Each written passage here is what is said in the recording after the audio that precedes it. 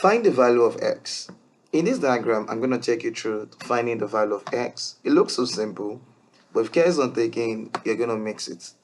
So, this is x over here, and this x represents the length from P to S. Yeah. So, how do we find this value of x?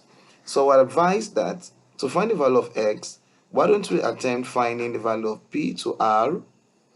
When you know the value of P to R, we can then subtract this 8 over here from P to R, and then we get the value of x. So let's do that.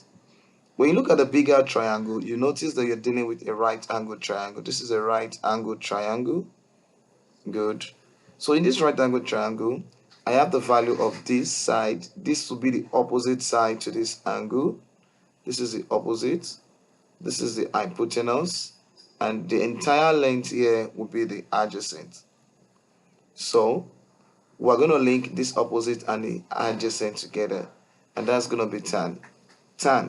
Tangent, that's tan 30 degrees is equals to the opposite 10 over adjacent, which is PR. So what is tan 30 degrees? I believe tan 30 degrees should be 1 over root 3, or we have it in decimal as 0.5774 equals to 10 over PR. So if you cross multiply this, I have this as PR times 0.5774 equals to 10, and PR will be equals to 10 over 0.5774. We're dividing this. So what's going to be the answer? 10 divided by 0.5774. What will it give us? And so this is 17.32 meters. That's the length of PR.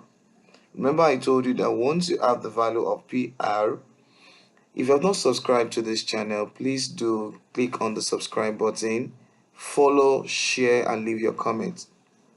So remember, I told you that the value of PR minus this 8 gives us this x.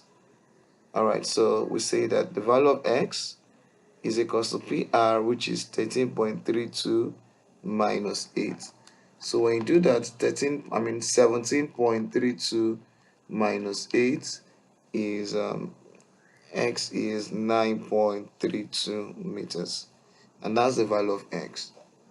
Please click on the subscribe button, leave your comments, like and share.